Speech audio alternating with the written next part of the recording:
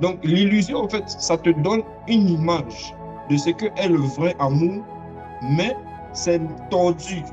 Avec quoi? Avec la désobéissance des commandements de Dieu. Donc, tu as déjà la convoitise qui rentre. Deux, tu commences à avoir le péché qui rentre, c'est-à-dire le manque de stabilité. Est-ce que vous voyez? On se désire avant le mariage, on pousse avant le mariage, on fait ça une fois, deux fois, trois fois, ça devient naturel. Non. Il ne faut pas accepter que le péché commence à rentrer dans votre relation, sinon vous n'allez pas durer ensemble. Je vous dis, la plupart des chrétiens, des couples chrétiens qui se touchent matin, midi, soir avant les mariages, ils ne durent pas. Parce que tout ce que vous devez voir là, vous êtes déjà vu avant le mariage. Vous êtes déjà vu avant le mariage. Et le frère, quand il va rentrer dans le mariage maintenant, il va commencer à dire non, il a des faiblesses, il va commencer à tomber des soeurs ici et là. Tu ne peux plus parler. Vous-même, vous avez violé certains commandements. Donc, si vous êtes dans le mariage et puis il viole d'autres commandements, quand tu peux dire quoi?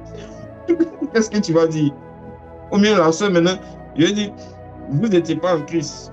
Non, vous étiez en Christ et puis avant le mariage, vous tombez ensemble. Maintenant, vous vous êtes mariés. Et puis ta chérie, ta femme, là, elle te trompe. Tu es fâché.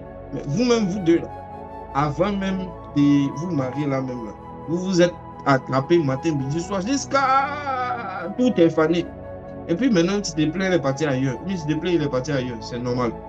Donc, l'illusion vous donne la convoitise, une forme de sécurité physique, d'attraction physique, mais dans le fond, il n'y a pas de projet vraiment divin. Il n'y a pas vraiment cet amour-là qui est prêt à pardonner, supporter, encourager, qui est prêt à aimer, pas forcément en fonction du physique, mais en fonction du caractère de la personne. Est-ce que vous voyez? Donc ça, c'est la première définition qu'on peut donner à une relation qui ressemble à de l'illusion. Une relation dans laquelle il y a de l'illusion, c'est une relation où tu as la convoitise qui est mise d'abord. Est-ce que vous voyez? Au lieu des caractères de l'amour, donc tu as la convoitise qui est d'abord mise de l'avant. Ensuite, tu as le péché qui commence à s'installer. C'est-à-dire qu'on commence à tolérer certaines choses. On tombe un peu, on demande pendant à Dieu un peu de fornication, un peu de mensonge, un peu de jalousie. Donc, c'est un mélange. Est-ce que vous voyez? Et la plupart du temps, dans ces relations-là, on cache ce qu'on fait dans le secret. Comme je vous ai dit, une vraie relation basée sur l'amour, on n'a rien à se cacher. Parce que la Bible dit, l'amour ne se réjouit pas de l'injustice. Donc, si toi, tu avais des défauts, ou des choses que tu faisais avant, tu n'as pas honte de venir dire à ta chérie que ah, moi avant, c'est vrai que j'étais chrétien, mais je luttais aussi avec la masturbation et l'impudicité. Je luttais avec ça. Je luttais avec ça dans le secret. Mais je crois que le Seigneur m'a fait grâce, je me suis repenti et tout. Voici mon problème, tout vous priez ensemble. Donc, si vous n'êtes pas capable de parler de ça, si toi aussi, la sœur, tu souffrais, tu vivais des moments difficiles, tu luttais avec des péchés, tu lui dis. Si vous n'êtes pas capable de vous confesser déjà vos fautes les uns les autres dans les fiançailles, votre mariage, il y a un parmi vous deux qui va souffrir. Que personne ne vous séduise. Donc, l'illusion aussi, c'est le fait de baser son mariage sur le mensonge. C'est le fait de commencer une relation dans le mensonge. Et le mensonge, c'est l'absence de vérité. Le mensonge, ce n'est pas mentir à la personne directement, mais c'est le fait de cacher la vérité. Je répète, le mensonge, ce n'est pas le fait de dire à la personne, tu devais aller en France, et puis après tu dis non, je suis parti à Dubaï, au lieu que tu es parti en France. Ce n'est pas ça le mensonge seulement. Le mensonge, c'est le fait de ne pas dire, de cacher la vérité. Cela dit quoi? Cela dit que tu ne dis rien. Tu mens aussi. Amen. Parce qu'il y a des gens, ils mentent, et puis, ils ne parlent pas. Hein. Il dit pas oui, il ne dit pas non. Jésus dit, celui qui n'assemble pas avec moi disperse. Ça veut dire que pendant que Jésus-Christ est en train d'assembler, là, si tu ne fais pas ça, lui, tu es en train de disperser. Tout ce que tu fais, c'est dispersion. Donc, si tu n'es pas capable de dire des choses que tu vis à ton conjoint dans les fiançailles, tu es déjà dans le faux. Et ta relation que tu vas baser, là, même si tu es sincère, elle est fausse. Donc, l'illusion aussi vient aussi sur le mensonge du départ. Écoutez-moi bien. La plupart du temps, dans les relations, on montre le plus bon côté qu'on a. Merci de continuer à partager le live parce que ça va chauffer. Donc, la plupart du temps, dans les relations qu'on a, on montre le plus bon côté. Le plus bon côté. Quand tu veux t'engager dans les fiançailles, tu montres ton bon côté, ton bon parfum, tout ça. Mais si tu as une maladie, si tu as des problèmes, tu ne parles pas de ça. Tu es déjà dans le mensonge. Je vais un peu plus en profondeur, il n'y a pas d'enfants ici. Souvent, il y a des gens même qui ont des problèmes sexuels. Ils savent parce que dans le passé, peut-être dans le monde, ils ont eu à avoir une vie sans à l'heure. Et ils ont contracté des maladies. Et ils viennent en crise. Et puis ils disent, je crois que je suis guéri. Frère, il faut aller faire des tests. Ma soeur, il faut aller faire des tests. C'est pas une affaire que tu crois qu'on a prié, que tu es guéri. Va tester à l'hôpital. Nous, on croit que celui qui a prié pour toi, là, il t'a guéri. On croit. Mais le problème, c'est qu'on n'a qu'à voir avec les preuves à l'hôpital. Mais tu ne peux pas te lever et puis tu rentres dans une relation basée sur le fait qu'un homme de Dieu a prié pour toi. Quelle est la preuve? Quelle est la preuve que ta guérison là, est complète? Parce que tu peux être guéri, mais ce n'est pas complet. Tu peux être guéri, puis tu allais faire des faux coups et puis c'est revenu encore. Non, non, on ne sait pas. Donc, il faut aller prendre des preuves à l'hôpital avant de te marier. Ils montrent que, voici, tu as fait des tests. Des tests qui montrent que tu n'as pas de problème sexuel. Mais imagine, tu rentres un problème sexuel et puis maintenant tu rentres dans les mariages, tu dis non, le jour de lune de miel là, ou bien après tu montes, après la lune de miel, mais en tout cas dans votre vie de couple, ta femme maintenant découvre qu'il y a problème. Et puis maintenant tu dis non, on a prié pour ça. C'est un menteur. Et elle a le droit de divorcer même le même jour. Parce que c'est un menteur, c'est le mensonge. Parce que tu as caché, tu as montré une fausse image de toi. C'est ça l'illusion. Non, tu es bien, tu es gentil. Parce que tu sais que tu as un problème à un certain côté de ta vie. Tu te joues les gentils. Et puis maintenant, on découvre que tu as un problème sexuel.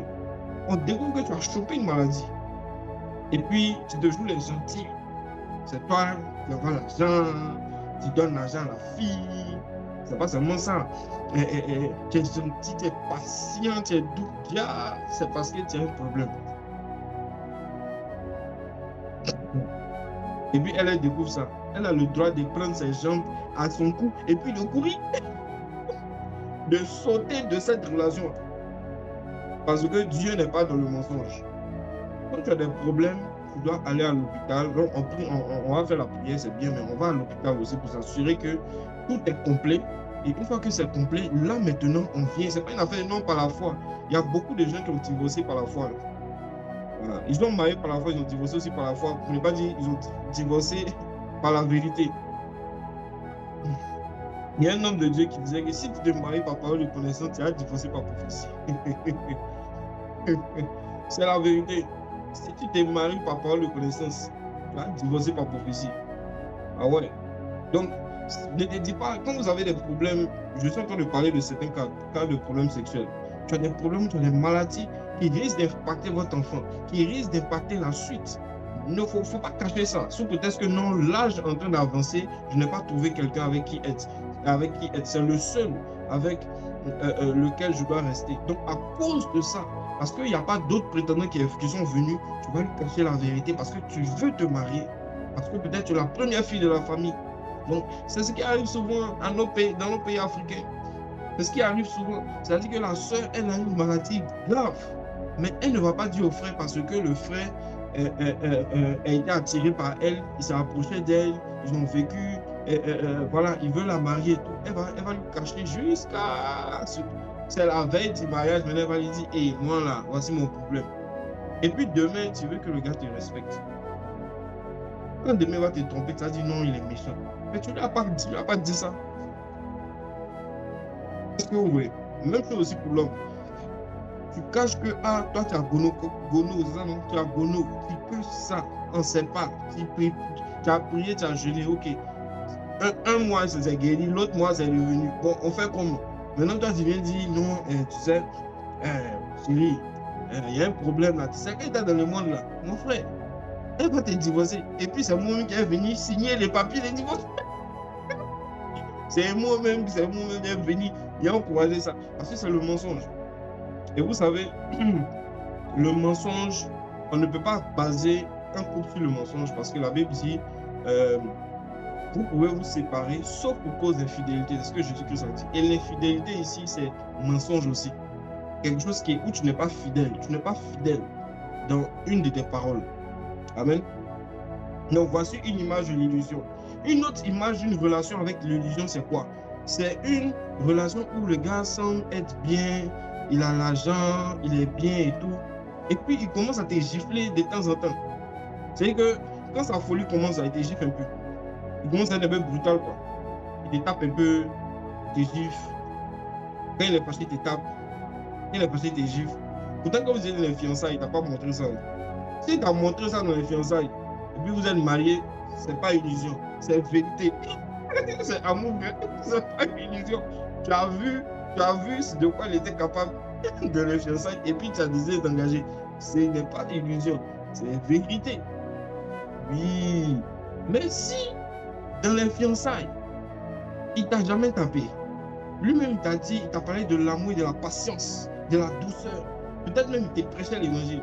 Et puis dans les mariages maintenant, parce que tu lui as manqué de respect un jour et puis il te tape. Et pourquoi? Quand même ton papa t'a jamais frappé. Pourquoi c'est lui qui a venu te taper? Et puis il commence à te battre, il commence à être violent. Il est en train de violer les principes du mariage. C'est une infidélité, il n'est pas fidèle. Il n'est pas fidèle. Vous vous êtes mis pour le meilleur, pour le pire. Mais le pire, là, ce n'est pas venir tuer quelqu'un. Le pire, là, ce n'est pas venir détruire la santé de quelqu'un parce que monsieur est en colère. Non. Donc, dans ce cadre-là aussi, ça aussi, c'est une illusion. Donc, vous voyez qu'il y a plusieurs choses qui peuvent faire que vous êtes dans une relation avec illusion, ou bien vous rentrez dans un mariage où il y a beaucoup d'illusions. Est-ce que vous voyez? Alors, la manière dont on arrive à discerner ces illusions-là, c'est justement à partir de ce que la parole de Dieu nous dit. Il y a des éléments de la parole de Dieu qui sont très importants. Et ma soeur, voilà pourquoi j'aimerais que ma soeur, l'équipe technique, vous preniez Jean, le 1 Jean, là, le 1 Jean chapitre 2 là, que j'avais envoyé. La Bible dit, car tout ce qui est dans le monde, c'est la convoitise de la chair, la convoitise des yeux et l'orgueil de la vie, ne vient point du Père, mais du monde. Alors, la Bible dit que tout ce qui est dans le monde, c'est quoi? C'est la convoitise des yeux et l'orgueil de la vie ne vient point du Père. Donc, comment tu peux voir que tu es dans une illusion? C'est lorsque tu commences à marcher selon la convoitise de la chair, la convoitise des yeux et l'orgueil de la vie. Lorsque dans ta relation, il commence à avoir la convoitise de la chair, ça veut dire quoi? Ça veut dire que tu vois une soeur, tu aimes un type de soeur, il n'y a pas de souci. Tu la vois, tu es attiré par la personne, ok. Mais tu ne checkes pas son caractère. Tu ne regardes pas son caractère. Toi, la fille, elle te plaît, elle est claire, elle est taillée comme guêpe, elle a pour tout. Toi, c'est ça que tu aimes. C'est ça. Toi, je dis, c'est le sexe seulement qui est dans ta tête. Donc, quand tu la vois là, tu es en train de t'imaginer loin. Donc, tu rentres dans la relation comme ça. C'est la convoitise de la chair. Ce genre de relation ne tue pas. Parce que tu n'as pas eu le temps de checker l'esprit. Est-ce que vous me suivez? Et là, on va aller dans Genèse chapitre 2, les 2 derniers versets. Qu'est-ce que ça dit? Genèse chapitre 2, les 2 derniers versets. Genèse chapitre 2, les 2 derniers versets. Est-ce qu'on peut nous prendre ça rapidement? Genèse chapitre 2, les 2 derniers versets. Excusez-moi, c'est un verset que je viens de recevoir à l'instant. Oui.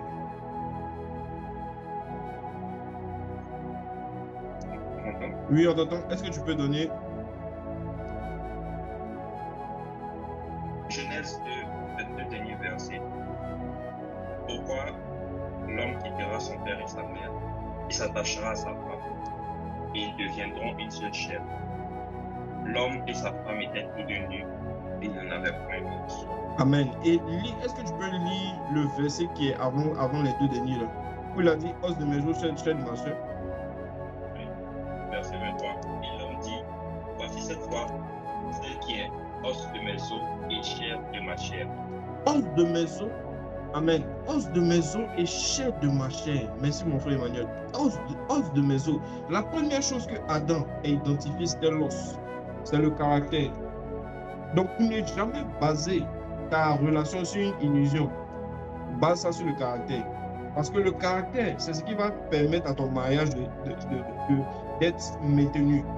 La chair, c'est ce qui va permettre à ton mariage d'avoir de l'attraction. C'est-à-dire que la chair attire, mais le caractère maintient. Je répète, la chair va attirer, le corps va attirer, les choses physiques vont attirer. Mais ce qui va te maintenir, c'est quoi? C'est le caractère de la personne. Voilà pourquoi Adam a d'abord vu le caractère de Ève. Il dit cette fois-ci, c'est l'os de mes os. Ensuite, c'est la chair de ma chair. Donc, il faut qu'elle soit os de tes os avant qu'elle soit chair de ta chair. Si elle est chair de ta chair sans être os de tes os, tu auras un problème. Est-ce que vous me suivez? Donc, l'illusion, c'est le fait de chercher chair de sa chair. Voilà pourquoi la Bible dit dans 1 Jean 2,16, tout ce qu'il y a dans le monde, c'est la convoitise de la chair. Voilà pourquoi toutes les relations qui sont basées sur la chair ne vont pas loin. Toutes les relations qui sont basées sur la convoitise de la chair, ça ne va, je vous dis, ça ne va pas loin. Ça ne va pas loin. Les gens souvent sont mariés, mais ils ne s'aiment plus. Ils sont juste mariés avec la bague, mais ils ne s'aiment plus. Monsieur fait ce qu'il veut, madame fait ce qu'elle veut. Mais les deux se cachent. Voilà, ils se cachent à cause des enfants. Juste parce qu'on veut maintenir les enfants. Juste parce qu'on ne veut pas que les enfants soient impactés. Donc, on est ensemble, mais on ne dort plus ensemble. Il y a des gens même qui ne dorment plus ensemble. Il y a les hommes de Dieu qui ne dorment même plus avec les femmes. Putain, ils ont la bague ici. Voilà, madame dort ici, lui là-bas, le monsieur dort à l'Ovalie. Pourquoi? Parce que monsieur est infesté dans l'impudicité et dans la fornication. Ou bien madame aussi est infestée dans l'impudicité et dans la fornication. Mais ils sont mariés juste de fait. En fait, ce sont des colocateurs. Colocatrices et colocateurs. Et il y a beaucoup de couples comme ça chrétiens qui sont dans les églises et qui sont des colocateurs. Madame est la colocatrice de monsieur. Mais ils ont rien en commun. Et vous savez, c'est quoi qui fait ça? C'est l'illusion. L'illusion de l'amour. Quand tu as regardé un frère, tu pensais que c'était lui. Mais tu rentres dans le mariage, tu te rends compte que le gars, il est 2 fois plus corrompu, 2 fois plus charnel, 2 fois plus bandit que ce que tu pensais. Parce que tu n'as pas analysé son caractère. À cause de l'âge, comme l'âge est en train d'avancer, tu as dit, hey, moi je vais rentrer dans un mariage, je vais aller me marier. Et le premier venu, tu as sauté dans ses bras. Tu rentres dans une illusion. Et cette illusion-là, tu peux ne jamais en sortir. Il y a des personnes qui sont dans des illusions, ils vont rester comme ça jusqu'à ce que Jésus-Christ revienne. Parce que c'est fini. Tu as déjà fait 4 enfants. Le gars, il fait n'importe quoi. Jusqu'à même à te violenter. Ce n'est pas la volonté de Dieu. Mais même si on te dit quitte, il n'est pas parti. Est-ce que vous voyez un peu? Donc, pour éviter les illusions, touchez d'abord le caractère de la personne. Essayez d'échanger avec la procédure. Voilà pourquoi pendant que vous êtes dans ce qu'on appelle le processus de cheminement, regardez le caractère. Le caractère, c'est ce qui guide l'homme. Le caractère, c'est ce qui guide la femme. Regardez le caractère de la personne, comment la personne se comporte, comment la personne parle, quel est son langage, ses projets, ce que la personne veut. Parce que si vous faites ça, pendant un long moment, vous allez être capable de pouvoir discerner. C'est ce qu'on appelle le don du discernement des esprits. Ce n'est pas seulement pour chasser les démons. Malheureusement, beaucoup de personnes utilisent le don du discernement des esprits pour faire programme. Ils viennent de faire programme là. Ils n'arrivent même pas à identifier la sirène des eaux. Ils rentrent dans des petites soins pour les faire tomber. Quand ils finissent de chasser les démons, sort, au nom de Jésus, ils sortent. Maintenant, comment ça se fait qu'une petite soeur de l'église là-bas, petite soeur, un bien con, un frère, homme de Dieu, prie pour moi. Et puis toi-même, en même temps, dès qu'un homme de Dieu, là, tu es perdu en même temps. Tu es perdu. Tu commences à aller envoyer un message, on se prend dans tel endroit, on se voit dans telle résidence. Au discernement des esprits pour chasser les démons, ça ne te donne pas la capacité de savoir que cette fille est poussée par un esprit d'impudicité pour te faire tomber, pour tuer ton mariage. Ce discernement des esprits-là, il ne te donne pas la capacité de savoir avec qui t'engager quand tu n'es pas encore marié. Est-ce que vous voyez un peu? Donc, il y a une confusion aujourd'hui en ce qui concerne même la spiritualité. Les gens utilisent la spiritualité pour avoir de l'argent, pour faire des ministères, alors d'utiliser la spiritualité pour vivre leur vie chrétienne. C'est-à-dire que quand l'homme de Dieu vient, il va montrer toute la puissance de la dimension spirituelle. Mais cette puissance-là, pourquoi tu n'appliques pas ça dans ta vie? Comment se fait-il que tu arrives à faire des choses extraordinaires, mais dans des choses basiques simples? de ton propre mariage. Tu n'arrives même pas à savoir qui tu vas t'engager. Tu n'arrives même pas, c'est que tu as perdu. Il y a un problème. Est-ce que vous voyez? Le problème, c'est parce que souvent, la mentalité de ces personnes, de ces chrétiens que nous sommes, n'est pas renouvelée. On n'a pas changé notre manière de voir les relations. On était dans le monde, on avait une manière de faire nos relations. Quand on est rentré en Christ, on se dit c'est la même chose. Donc, on n'écoute pas le Saint-Esprit. On n'apprend pas à apprendre des personnes qui étaient là avant nous. Comment ils ont fait pour s'engager dans des relations stables qui ont fait 10 ans, 20 ans? On se dit non, on est jeune, plein de force. Je vois une soeur, elle me plaît, je m'en vais. Moi, les gens tout près, moi j'ai peur d'eux. J'ai peur d'eux, je vous assure. J'ai une peur pour toutes les personnes qui encouragent les jeunes à se lancer comme ça bêtement. Parce que la personne avec qui tu vas vivre là, tu dois avoir, en fait, tu ne peux pas avoir parole de connaissance même si un de tes voisins à l'école ou bien si une de tes voisines à l'église, si tu n'as pas parole de connaissance, c'est la personne avec qui tu vas vivre. Ça, c'est la folie. Je vous assure. C'est que tout est don spirituel. Pour mettre ça dans ton mariage. Oui, parce que ton mariage va sécuriser ta vie future. Ça va sécuriser même peut-être l'œuvre de Dieu. Et donc tu es obligé de mettre toutes tes capacités spirituelles dans des choses spirituelles. Maintenant, comment se fait-il qu'on met les capacités spirituelles pour attirer des gens à l'église et puis maintenant, nous-mêmes, nos choix, on fait des bêtises et puis on devient des spirituels. Ce n'est pas la volonté de Dieu. Donc, voilà pourquoi on doit être renouvelé. La manière de voir les choses doit changer. Aujourd'hui, on t'a dit quoi? Qu'un homme peut avoir des critères, une femme peut avoir des critères, c'est vrai. Mais il faut d'abord que le caractère passe avant les critères. Il faut que lorsque tu regardes la soeur qui tu es là, tu vas te mettre là, elle a les caractères nécessaires, la douceur, la patience, la tempérance. C'est une soeur qui se sacrifie, c'est une soeur qui sait, qui tu vois la douceur, tu vois le comportement qu'elle a, ça va avec toi. Et ça, c'est ça qui te pousse à même à t'approcher de cette soeur, avant même de parler de son corps. Maintenant, c'est sûr, tu ne vas pas te mettre avec quelqu'un qui ne t'attire pas. Mais je veux dire, cherche d'abord le caractère avant de chercher le corps. Si tu cherches le corps avant de chercher le caractère, tu seras déçu après 5 ans, après 7 ans de relation. Parce qu'il y a quelque chose même dont la Bible parle.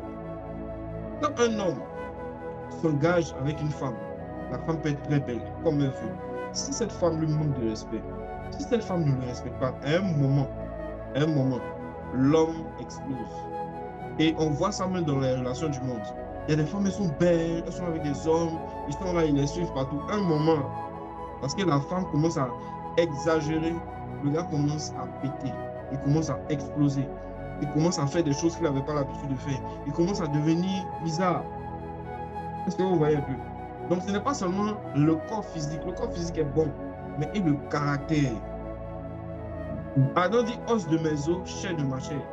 C'est parce qu'elle était os de ses os et chair de sa chair que lorsque Ève lui a donné le fruit, lorsque Ève est tombée, c'est-à-dire lorsque à cause de Ève, il a été chassé du jardin, il ne s'est pas séparé. Est-ce que vous savez ça?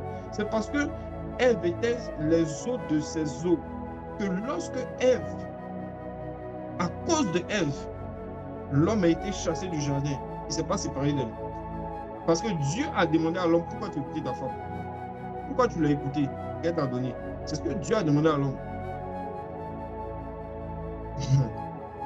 Donc, l'homme, quand il est sorti du jardin, il n'a pas dit, hey, c'est à cause de toi, hein? Donc c'est fini, moi je vais rester seul. Est-ce que vous voyez un peu? Il est resté elle quand même, parce qu'elle était hors de ses os. L'amour supporte, l'amour pardonne. Et c'est l'homme ici qui pardonne la femme. Ce n'est pas la femme qui pardonne l'homme. Vos relations, c'est les femmes qui doivent vous pardonner. Vous êtes des sorciers, des magiciens, des marabouts. Au nom de Jésus. Tu fais des bêtises, non, elle doit me pardonner. Ça, c'est la mentalité africaine de sorcellerie. Et les chrétiens prennent ça aujourd'hui pour prêcher. Quand tu tombes, elle est seule, ta femme a qu'à te pardonner. Quand toi-même là, si ta femme commence à coucher avec des gens, est-ce que tu vas pardonner ça? Si ta fiancée commence à coucher n'importe comment avec des gens, parce que toi tu fais busy, si elle commence à appeler les gens pour faire busy des garçons, toi tu vas pardonner. Nous sommes en Christ aujourd'hui. Il n'y a ni homme ni femme en Jésus. Ni homme ni femme en Jésus. Donc pourquoi ce que on veut que la femme supporte à cause du péché, à cause de la chute dans le passé, dans l'Ancien Testament. On veut aujourd'hui que les femmes supportent des choses que les hommes ne peuvent pas supporter. Ce n'est pas biblique. Et voilà pourquoi je vous dis, l'illusion de l'amour, c'est le fait de rentrer dans une relation où il n'y a pas l'amour vraiment. C'est l'attraction sexuelle. Quand l'attraction sexuelle finit, il n'y a plus l'amour. Il n'y a plus de patience, il n'y a plus de douceur, il n'y a plus rien. On est prêt à faire tout et n'importe quoi. Est-ce qu'on me suit? Donc, voici un autre caractère pour pouvoir dissocier l'illusion de la vérité. La chair. Où est la chair? La position de la chair dans votre relation. Est-ce que c'est la première des choses? Non, de vie, la chair, elle est claire, l'enfant même attire. Oui, elle attire ta chair. Elle a le bon caractère. Si elle n'a pas le bon caractère, mon frère, ne sois pas aveugle. On s'en fout de comment elle est taillée. On s'en fout. On s'en fout et on s'en fout au nom de Jésus. Ceux qui ne s'en foutent pas, c'est les charnels. Les charnels, eux, ils ne s'en foutent pas de ça. Quand ils voient, ils disent, oh, elle est bonne. Je suis là. Il va coucher elle. Et quand il va trouver une autre soeur qui est plus bonne, il va la laisser pour aller chez l'autre soeur qui est plus bonne. C'est comme ça. Donc aujourd'hui, en Jésus, il y a des tisa chrétiennes. C'est-à-dire qu'elle-même, elle est chrétienne, mais elle est tisa. C'est-à-dire qu'elle chante pour le Seigneur. Elle chante pour le Seigneur. Et puis elle chante pour l'homme de Dieu. Et elle utilise des micros. Bref, une parenthèse. Elle chante pour plusieurs. Elle chante pour plusieurs hommes. Pour Dieu. Elle chante aussi pour l'homme de Dieu. Pourtant, l'homme de Dieu, il est marié ou bien il est fiancé. Ce sont des tisa chrétiennes. Et souvent, elle-même, elle sait qu'elle est tisa. C'est que tu sais que l'homme de Dieu ou le frère en Christ, vous c'est un frère, ou le frère, il couche chez toi, il couche chez deux autres, tu sais, mais tu es là. Parce qu'il t'a dit que c'est toi qui vas marier. Ça aussi, c'est le mensonge. Crée une illusion, le mensonge. L'homme de Dieu sait. Laissez-moi vous parler de l'homme de Dieu. L'homme de Dieu sait que il ne va pas te marier, il faut qu'il dise ici. Mais il veut ton corps. Il ne sait pas comment faire pour avoir ton corps. Donc il va dire, tu sais, ma fiancée, elle a un sale caractère. La soeur là, toi tu la vois, non, elle est bizarre. Il vient de parler pour moi. C'est une manière de te dire, ma soeur, je suis en train de tomber sur toi. Tu dois faire d'intelligence pour fuir. Parce que si tu ne fuis pas, tu vas devenir ça. Anisette. Tu vas devenir, tu vas aller à la télé, hein, tu vas faire comme Anisette ici. Tu vas, voilà, tu vas réclamer deuxième bureau. Et puis même deuxième, tu vas pas avoir donné à quelqu'un. Voilà. Et puis, la plupart du temps, quand les sœurs finissent de chercher le deuxième bureau, elles vont pas. C'est-à-dire qu'un homme de Dieu, il est en train de s'engager avec une sœur. Hein? Tu sais qu'il est fiancé. Même un jeune chrétien de l'église, tu sais qu'il est fiancé. Et puis, il commence à te draguer sur le côté. Toi, tu te dis non, c'est rien. Il n'est pas encore engagé, soi-disant. Il est déjà engagé, hein? Il est déjà fiancé. Tu dis non, c'est rien, tu vas forcer. Et ce qui se passe, c'est qu'il sécurise sa relation avec cette sœur en question. Souvent, il fait la dot. Il est en train d'évoluer. Et puis, toi, sur le côté, il te gère. Vous couchez ensemble, vous faites vos trucs. Et puis, tu ne comprends pas comment ça arrive. Il va se marier. Il te laisse. Il te laisse, il va se marier. Mais il dit non. Il va t'expliquer non, que c'est toi, il aime. Mais en même temps, il est marié avec quelqu'un. En fait, il faut voir que c'est quelqu'un qui est en train d'utiliser ton corps. Si c'est toi, il aime, il va divorcer, il va venir vers toi. C'est quel divorce qui prend 5 ans? Si c'est toi, il veut, il va divorcer et puis il va venir. Ah, c'est quelqu'un, il sait où ils en vont. Mais quelqu'un qui reste avec sa femme ou avec sa fiancée, jusqu'à et puis il couche avec toi, il faut comprendre que c'est ton corps, il cherche. Peut-être tu as certaines caractéristiques que sa fiancée n'a pas. Donc, essaie de venir chez toi. C'est tout. Donc, il cherche à faire des choses qu'il n'arrive pas à faire sa fiancée. Il y a des hommes comme ça. Même en Christ. Donc, vous devez discerner pour ne pas rentrer dans des fausses illusions. Il y a des soeurs qui sont là, elles attendent des séparations, elles attendent que le frère sorte d'une relation ou bien d'un cheminement pour venir vers toi. Il ne va pas faire ça au nom de Jésus. Moi-même, je vais prier contre ça, afin que ça n'arrive pas. Que ce frère continue dans son cheminement. Il ne va pas arrêter son chemin pour toi, au nom de Jésus. Parce que ça, c'est de l'envoûtement spirituel. Un béanzin spirituel. Vous rendez les anges des béanzins. À cause de vous, les anges deviennent béanzins. Ils vont aller travailler pour que l'homme qui est déjà sur son chemin là, puisse enlever sa tête sur la seule là pour toi. Pourquoi? Ça, c'est la sorcellerie. Et ça aussi, c'est une illusion. Pensez que basé sur un songe, basé sur une révélation, c'est mon mari, alors qu'il est déjà engagé. Laisse-le dans son engagement. Si c'est pour toi, ça va venir à toi. Mais si ce n'est pas pour toi, laisse-le. Laisse-le dans son engagement. Non, Dieu m'a dit, Dieu t'a dit, tu n'es pas la femme avec qui il est en train d'évoluer. Donc pourquoi Dieu va venir te dire, c'est ta chair qui t'a parlé. Voilà pourquoi vous devez apprendre à discerner la chair. Et l'illusion crée ça. La chair, les désirs de la chair. Ah, lui, il me plaît. Lui, il me plaît. Et à cause de ça, tu vas créer un vaudou spirituel. Tu vas commencer à prier que ce frère-là ne se marie pas. Il a qu'à se marier. Tu vas prier pour que le couple de ce frère soit brisé. Il y a des sœurs comme ça à l'église, parce que le temps est en train de passer. Elles sont belles et tout. Elles vont commencer à chercher des frères, les faire tomber et vouloir les faire sortir de leur relation. Il y a des femmes comme ça. Elles voient que l'âge est en train d'évoluer et elles font tout pour pouvoir faire sortir des frères qui sont engagés dans des relations déjà pour qu'elles puissent s'attacher à eux. Et ça, c'est la sorcellerie, c'est du maraboutage et comment je peux dire ça? C'est du vaudou chrétien. Du vaudou chrétien. Et ça, c'est un mariage illusionniste. La chose que tu as fait va te rattraper. Parce que Dieu est juste. Vous ne comprenez pas pourquoi dans les relations, il y a beaucoup de problèmes. Même dans nos églises, il y a beaucoup de problèmes.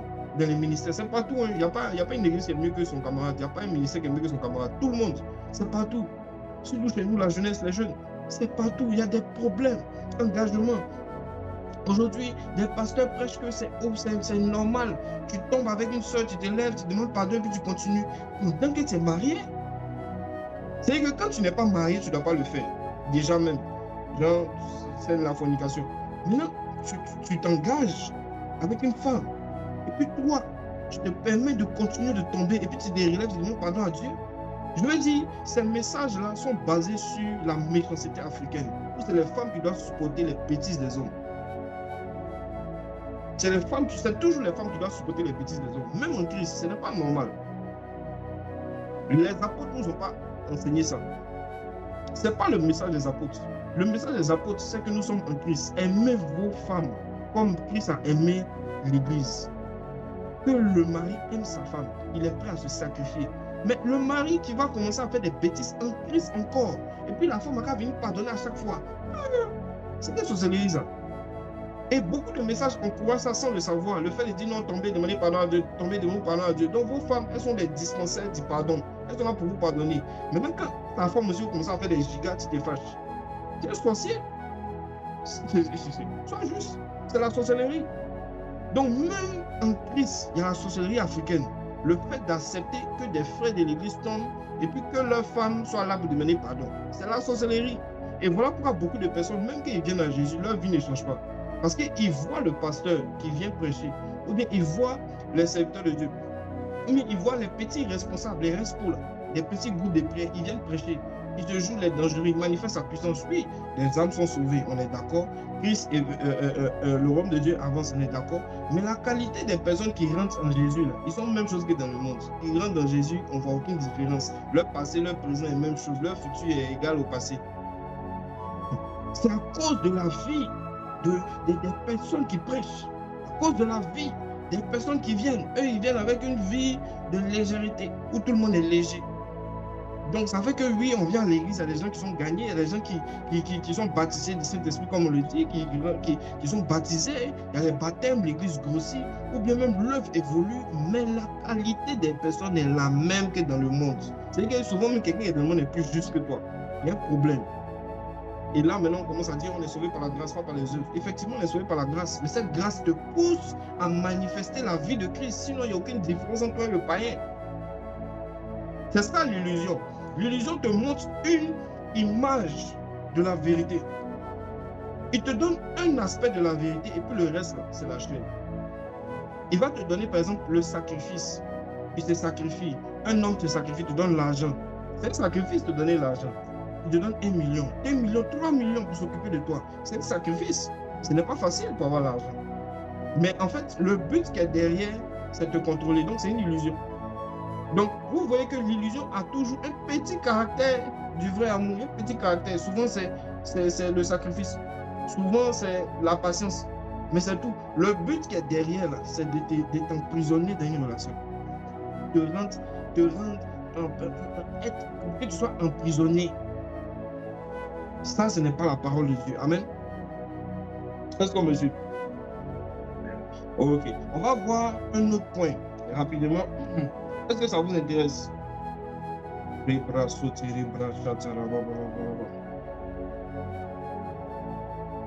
vous intéresse? Oui. Ok. Alors, je parlais tantôt d'une manifestation de l'illusion dans les relations qui commence à la base. Est-ce que, ma soeur, tu peux lire Jean chapitre 8, verset 44, s'il te plaît?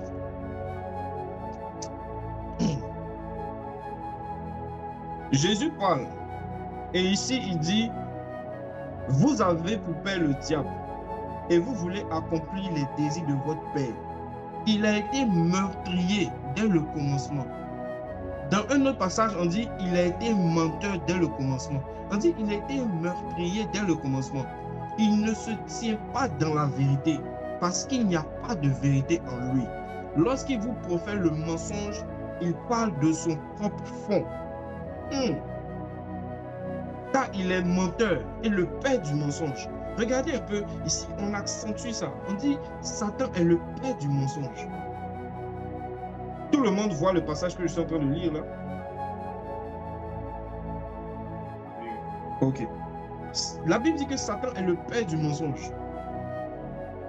Le père du mensonge. On dit qu'il est menteur dès le commencement. On dit qu'il est meurtrier dès le commencement. Donc, regardez, dans la relation, pour commencer une illusion, c'est quoi? Dès le commencement. Qu'est-ce qui s'est passé au commencement? Bon, voilà pourquoi lorsque je commence, quand je conseille des gens, et puis je gère souvent des problèmes de disputes dans les fiançailles, ce genre de choses, début de mariage, je regarde toujours ce qui s'est passé à la base. Toujours, on va au commencement. Qu'est-ce qui s'est passé au commencement? Parce que c'est qui? Celui qui est au commencement sera à la fin. J'ai dit clair, il dit alpha et oméga. C'est-à-dire que celui qui est au commencement sera aussi à la fin. Qu'est-ce qui s'est passé au commencement? Qu'est-ce que tu as dit à la soeur au commencement? Qu'est-ce que vous vous êtes dit au commencement? Comment vous avez commencé votre relation? Ça va déterminer la fin. Oui, je vous assure. Surtout dans les relations.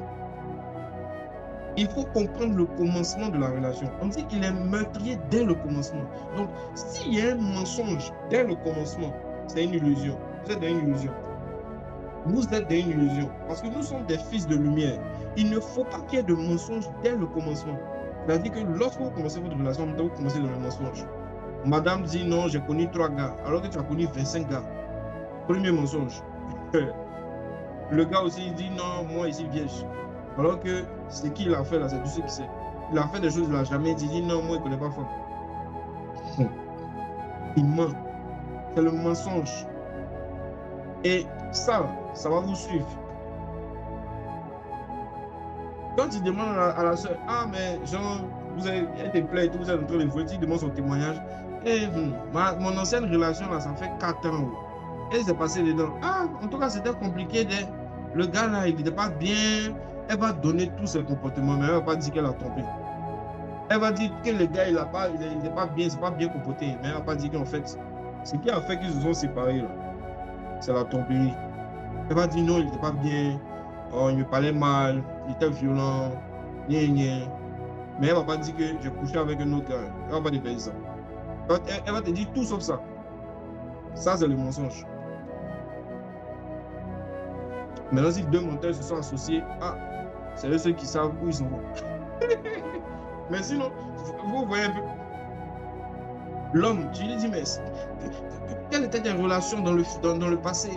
Comment, et toi, tes relations, les femmes, tu as connu des femmes? Elle a dit non, moi, non, pas beaucoup. Ah, les gars étaient un vieux père chez les prostituées, mais il dit non, pas beaucoup. Non, pas beaucoup. J'ai fait de mauvaises choses. Tu sais, avant, on faisait les 400 coups, on était dans le monde. Mais ma dernière relation date de peut-être il y a 2 ans. Puis je me suis converti il y a 5 ans. Ma dernière relation date d'il y a 2 ans. Mais en temps, j'ai fait 2 ans dans Busy, mais il ne dit rien. Un autre côté Busy, l'enfer, on appelle ça les ténèbres. 2 ans de ténèbres. On ne sait pas ce qui s'est passé. Bon, comme il n'a pas parlé aussi, tu sautes dessus. Déjà, tu ne sais pas qu'il est en train de te croiser. En fait, ça ne fait même pas 2 semaines que le gars, il est à son 7e coup de bise. C'est que c'est la 7e fille qui couche dans le mois. Et puis, on a fait un petit programme quelque part. Il est déjà chrétien. Il a dit, ouais, il est venu là demander pardon à Dieu. Seigneur, pardonne-moi. Et puis, il vient et puis il parle à toi. Vous vous engagez. Ah! Et puis, il a caché ça. Le problème de ça, vous savez, c'est quoi? Jésus lui a pardonné, mais il va refaire la même chose. C'est fort probable qu'il refasse la même chose. Jésus lui a pardonné. S'il a demandé pardon à Jésus, Jésus lui a pardonné. Mais le fait qu'il n'a pas dit la vérité, c'est-à-dire qu'il ne croit pas qu'il peut arrêter. Mais s'il croit qu'il peut arrêter, il va me dire. Il va dire, ah, voilà ce qu'il a fait. La Bible dit que celui qui veut venir, celui qui veut évoluer, qu'est-ce qu'il fait? Il vient à la lumière. Celui qui a de la lumière vient à la lumière. Quand on allume la lumière, c'est les cafards qui se cachent. Sinon, si tu n'es pas cafard, tu ne vas pas te cacher. Quand vous allumez la lumière d'une pièce, vous allez voir que les cafards commencent à se chercher. Pourquoi? Parce qu'ils ne supportent pas d'être démasqués. C'est les cafards. Les œuvres des ténèbres n'aiment pas être dévoilées. Donc, si un homme a fait des bêtises, un jeune a fait des bêtises, il dit qu'il veut s'engager avec toi, il n'est pas capable de te dire ce qu'il a fait. Pendant que vous avez déjà fait au moins 1 an de cheminement, vous apprêtez à voir les parents, il n'est pas capable de te dire les problèmes qu'il a eu avant même de rentrer en relation avec toi. Et il dit qu'il est converti depuis des années. C'est un menteur. Un gars comme ça qui se marie avec toi, tu écris. En fait, c'est quelqu'un avec qui, lorsqu'il va commencer à tomber dans le mariage, il va tomber avec des femmes. Il ne va pas te dire, jusqu'à ce que tu apprennes. Il ne va pas te dire, il va te cacher ça. Et ça risque de briser votre relation. Et souvent, c'est par orgueil. Tu dis non, je suis pardonné. Tu es pardonné, mais pas, si tu es pardonné, vraiment, tu n'as pas peur. Dans la Bible, les gens qui étaient pardonnés exposaient les ténèbres. Et je vous ai donné mon témoignage. Il y a dit que moi, il était pardonné, il n'y a pas eu honte. Et puis, il y en a quand même sur TikTok, partout. Il n'y a pas eu honte de dire à ma femme que moi, là, il est tombé dans la masturbation. Hein. Bon, je lui ai donné la période, la date même. Mais oui, je lui ai dit en prier que c'est bizarre. Il n'a pas eu peur de dire ça à ma fiancée. Je lui ai dit. Et si vous n'êtes pas capable de dire à votre fiancé, ah, voici ce qui s'est passé, voici, je suis tombé dans telle période. Ah, je vais dire, ah bon, mais oui, chérie, voilà, oui. C'est vrai qu'on est encore dans les cheminements, mais je suis tombé dans telle chose. Qu'est-ce qu'on fait? Prions, demandons de l'aide avec des hommes de Dieu, prier. C'est comme ça, tu es en train de sécuriser ton couple. Mais quand tu penses que le péché, c'est pour toi seul, tu vas vivre ta vie comme quelqu'un qui est fou. Mais tu ne sais pas que tu auras des enfants. Et les problèmes que tu as eus, tes enfants vont avoir les mêmes problèmes. Ou même pas t'inquiéter à ça. Peu importe ton option. Peu importe si tu seras dans une église ou pas.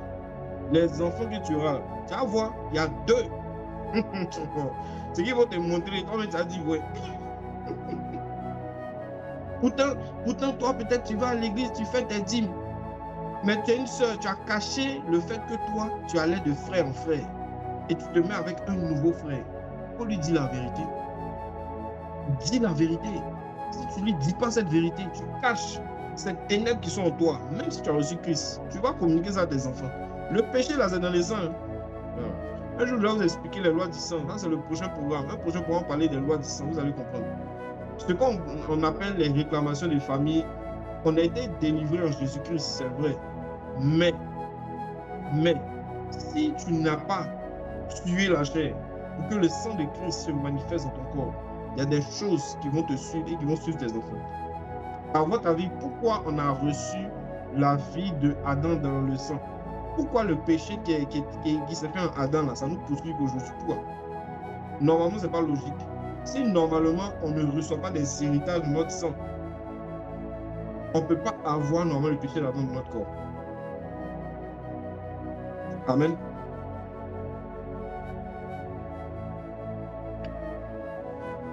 Il est quelle heure en ce moment? C'est moi bien l'impression que le temps avance vite. My God. Le temps a avancé vite. Hein? 22h38 déjà.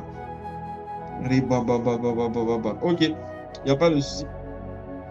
Donc, Comme je disais, l'illusion, on peut l'identifier effectivement avec le péché dès le commencement. Et si dès le commencement, il y a des violations, vous n'allez pas pouvoir vraiment, vous n'allez pas pouvoir vraiment évoluer dans votre vie de couple. Donc, identifiez les fautes. N'aie pas peur de parler de ce que tu as fait. Tu vois, vous voyez souvent, on a peur, on se dit non, je suis plus spirituel que ma fiancée, je suis plus spirituel que ma femme. Non, ne voyez pas les choses comme ça. C'est vrai, mais je veux dire, soyons un peu sages. Une femme qui va rester avec toi toute la vie, elle doit connaître tes défauts. De la même manière que tu dois connaître ses défauts. Donc, un homme qui doit rester avec toi toute sa vie, il faut que tu lui dises les choses que tu as faites. N'écoutez pas Amon Chic, hein. C'est Amon Chic qui dit ne dites pas tout ce que vous avez fait aux garçons. Excusez-moi, ça c'est dans le monde on fait ça. Quand tu es en Christ, il faut que ton mari te connaisse. Oui. Si tu as eu à faire des choses bizarres, n'aie pas peur de lui dire. Là au moins il sait il est devant qui. Mais imagine, tu lui casses des choses que tu as fait avec le pasteur. Tu lui casses des choses que tu as fait avec un frère qui était à la chorale. Tu lui casses des choses que toi tu as fait avec plusieurs personnes. Et puis maintenant, tu dis, tu veux que ton mariage soit sécurisé. Tu mens. En fait, Dieu t'a pardonné tes péchés, mais tu laisses les ténèbres là, le fait que tu n'exposes pas les ténèbres là, tu laisses une porte à Satan. Sinon, toi, oui, tu es protégé, tu es pardonné, tu es lavé de tes péchés. Mais Satan peut venir et puis souffler des choses à ton mari. Il va détruire ton couple. Ça va détruire ton couple. En fait, les gens ont oublié ça. Ils se disent que non, je suis pardonné, c'est fini. Tu es pardonné, mais tu n'es pas seul. Tu n'es pas seul. Voilà pourquoi la Bible dit, si nous confessons nos fautes, Jésus-Christ est juste pour nous pardonner, mais en même temps, la Bible dit, confessez-vous les uns les autres. Ça veut dire que tu peux te confesser à Jésus, puis c'est fini. Pourquoi maintenant venir exposer? Ça veut dire, si tu n'exposes pas, Satan peut vous détruire lorsque vous êtes deux. Voilà pourquoi il faut exposer. À un moment, il faut dire, non, mon frère, j'étais dans une situation assez compliquée, voilà ce qui s'est passé. Ce n'est pas une affaire de couvrir les gens, non. La Bible dit, l'amour couvre une multitude de péchés. Oui, ton mari va te couvrir, mais toi, tu ne peux pas aller couvrir tes chutes avec quelqu'un d'autre pendant que tu es en train de t'engager avec celui qui va partager ta vie. Les gens sont immatures, c'est incroyable. C'est-à-dire que tu tombes avant de t'engager. Je prends un exemple. Je prends un exemple. Tu es dans une église, ou bien tu es dans un ministère. Tu tombes avec un frère. Et puis tu changes de frère. Tu vas te mettre avec un autre. Et puis c'est lui que tu t'es marié. Et puis celui à qui tu veux te marier, tu ne lui dis pas que, dans ce même ministère où vous êtes là, tu étais avec telle personne dans le passé. Voilà les choses qui se sont passées. Mais tu es folle. Tu vas détruire ta vie parce que demain, ce gars-là, si jamais quelqu'un a soufflé ton nouveau mari, là, si ton nouveau chéri, si quelqu'un a soufflé quelque chose dans ses oreilles te concernant, tu es cuite. Il y a des gens comme ça qui ont vécu des divorces. Parce que des femmes qui n'ont pas été sages pour dire à leur mari, voilà ce qui s'est passé, voilà ce qui s'est passé, ou à leur fiancé, voilà ce qui s'est passé. Elles n'avaient pas le courage. Le jour que cet homme, il entend des choses sur toi, il ne va pas te pardonner. Parce que lui, il se dit qu'il était sincère avec toi. Il ne va pas te pardonner. Ah non, il ne va pas te pardonner. Et il a le droit, parce que ça, c'est un mensonge dès le commencement. Donc, voilà pourquoi c'est très important. N'ayez pas peur de dire la vérité. Quand vous vivez des situations difficiles, vous dites non, ça ne pas. Non. Si pendant que je parle là, c'est dans ton âme, mon frère, il faut que tu parles. Ma soeur, il faut que tu parles. Si pendant que je suis en train de parler, tu sens que ton cœur est en train de lutter, c'est parce qu'il faut que la vérité sorte. Si tu ne fais pas sortir cette vérité maintenant, tu vas tuer ton couple demain. Je t'assure que tu vas tuer ton couple demain. Peu importe comment tu caches les choses, tu vas tuer.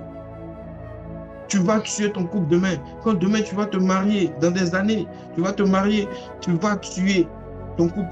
Et à cause d'un petit mensonge, toute une destinée peut être détruite.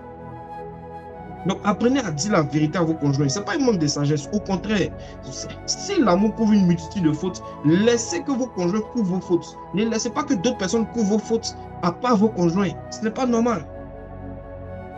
Tu as trompé ton mari, ou bien tu as trompé ta fiancée, ou bien tu étais dans une relation avant de connaître ta fiancée.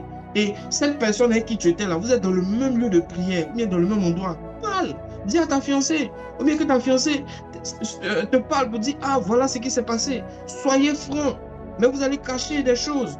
Et quand vous vous cachez, vous êtes dans les ténèbres. Même si tu es pardonné, ton couple est dans les ténèbres. Toi, tu es dans la lumière, mais ton couple est dans les ténèbres. Donc, Dieu t'a pardonné, mais ton couple, là, c'est fragile. Dieu t'a pardonné, mais tes enfants, là, les démons vont les attaquer.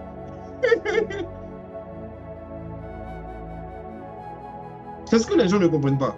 Donc, ils se disent que non, on est dans le même lieu, c'est rien et tout, il y a eu des erreurs. Ils appellent ça erreur, on appelle ça erreur. Non, c'est une erreur. Erreur, là, même à l'école, quand tu fais une erreur, le professeur t'appelle et puis il dit, hey, tu as eu 5 sur 10, voici, on va le corriger. Et puis tu apprends devant tout le monde. Les erreurs qu'on règle en secret, là, faites attention. Il faut que les conjoints soient mis au parfum de ce que vous faites. Oui. Et c'est ça le vrai amour. Et les gens n'aiment pas ça. Quand on prêche ça, les gens n'aiment pas ça. Amen. Donc, on va avancer. On est déjà à la fin du message.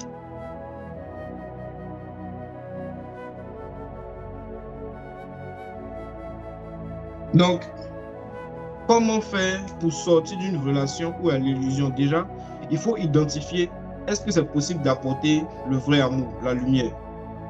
Si c'est possible d'apporter la lumière, il faut régler le problème. L'illusion, souvent, c'est juste une défaillance. L'illusion ne veut pas dire que la finalité de cette relation, ça ne va pas évoluer forcément. Parce que souvent, on peut régler certains paramètres. Par exemple, quelqu'un qui n'a pas dit dès le commencement qu'il faisait certaines choses, il peut se rattraper aujourd'hui. La Bible dit aujourd'hui est le jour du Seigneur. Donc, tu peux aujourd'hui décider de sortir de l'illusion pour rétablir la vérité. Amen. Et si tu fais ça, tu as le droit d'attendre aussi les conséquences pour voir ce que ça va créer. Mais je t'assure, il faut être dans la lumière. Donc, lorsque tu as fait, par exemple, un mensonge, dès le commencement, il faut venir dire la vérité. Si dès le commencement, tu as menti concernant, par exemple, une maladie, il faut maintenant dire la vérité. Si avant, tu as fait des choses, tu tombais avec des femmes et tout, ou bien tu as une soeur, tu trompais ton chéri jusqu'à ce qu'il apprenne. Bon, n'arrivons pas là. Tu trompais ton chéri et maintenant tu as entendu ce message. Tu veux être clean. Viens lui dire la vérité. S'il y a des choses que tu as faites dans le passé, même quand tu n'étais pas encore converti et que tu n'as pas encore exposé à ton chéri, viens lui dire la vérité. Que l'amour soit sans hypocrisie. Donc, c'est possible d'enlever l'illusion d'une relation lorsqu'on identifie ce qui envoie l'illusion, c'est-à-dire la chose principale de l'illusion. Souvent, c'est la chair. Si c'est la chair, mon frère, moi, je ne sais pas ce qu'il faut te faire. Si tu as fait un mauvais choix basé sur la chair, il faut aller demander à Dieu encore, ah Seigneur, est-ce que cette personne-là, c'est vraiment ce qui va avec mon âme? Et Dieu va te parler parce que c'est l'âme qui réagit à l'âme. Oui, Dieu va te parler. La chair réagit à la chair, mais l'âme réagit à l'âme, l'esprit réagit à l'esprit. Donc, si vraiment la personne avec qui tu es, tu sens que la personne est belle, la personne est chic, mais le caractère ne va pas avec toi, tu sens dans ton fond que le caractère ne peut pas te permettre d'évoluer, il faut tout de suite stopper. Parce que cette sensation que tu as là, c'est une sensation spirituelle. Donc, essaie d'identifier ça, parce que les choses de la chair ne peuvent pas changer. Si c'est la chair, c'est la chair. La Bible dit la chair ne peut pas hériter le royaume des cieux. Donc, si c'est un problème charnel, il n'y a pas d'autre moyen que de se séparer de tout ce qui est de la chair pour régler le problème. C'est comme ça. Amen. Donc, voilà. J'ai parlé un peu de l'illusion aujourd'hui. Je ne savais pas que le temps passait aussi vite parce que je regardais l'heure, je pensais qu'il était toujours 18. Je voyais 18h48, mais je pensais qu'il était 18 minutes. Donc, je n'ai pas regardé le temps pendant que je parlais, sinon j'allais aller un peu plus vite. Donc, on va s'arrêter là, au nom de Jésus. On va s'arrêter là, on va pas aller plus loin. On va pas aller plus loin. On va s'arrêter là. Pour ne pas faire des répétitions au nom de Jésus-Christ de Nazareth. Donc toi qui es connecté là à ce moment et tu as réalisé que tu étais en train de t'engager dans une relation où il y avait de l'illusion. Tu as réalisé que il y avait de l'illusion dans cette relation-là parce qu'il y avait du mensonge. Tu n'avais pas dit la vérité, tu n'avais pas parlé de la vérité. Rétablis la vérité.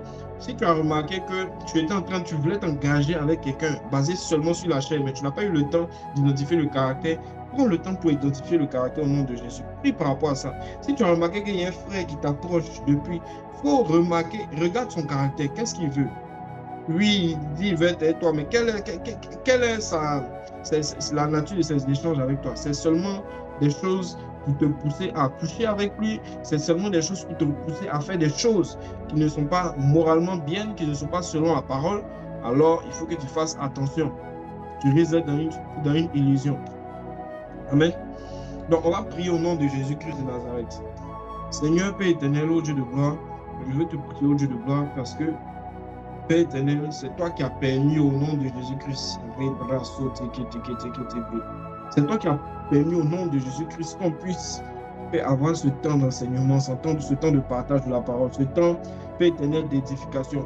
Je te prie au nom de Jésus-Christ de Nazareth, afin que ta grâce, afin que ta puissance, Père éternel, soit sur tes enfants ce soir, et que ton esprit, Père éternel, les accompagne au nom de Jésus. Je crois que, Père éternel, ce message a été une bénédiction. Ce message a été une bénédiction au nom de Jésus-Christ de Nazareth. Je crois que ce message a été une bénédiction pour la plupart au nom de Jésus-Christ de Nazareth. Ma prière, c'est qu'à partir de ce message, ils puissent prendre des bonnes décisions. À partir de ce message, ils puissent commencer à marcher par l'Esprit, ô Dieu de gloire, identifier, Seigneur, les illusions dans lesquelles ils étaient, s'il y avait certaines personnes qui étaient dans certaines illusions, afin que peut-être je puisse leur montrer, Père, qu'est-ce qu'il faut faire là maintenant pour pouvoir rentrer dans un engagement stable, pour pouvoir être stable spirituellement, pour pouvoir stabiliser les foyers, stabiliser les mariages, stabiliser les relations dans le nom de Jésus-Christ de Nazareth. Père éternel, que cet enseignement-là puisse produire des fruits dans les oreilles de ceux qui l'ont entendu au nom de Jésus. Que nous ne serons pas des auditeurs oubliés. Protège-nous nous-mêmes, garde-moi moi-même, Seigneur Jésus-Christ. Protège-moi, Seigneur Père, afin que je puisse aussi continuer à diffuser ton message avec pureté, sainteté et vérité au nom de Jésus-Christ de Nazareth.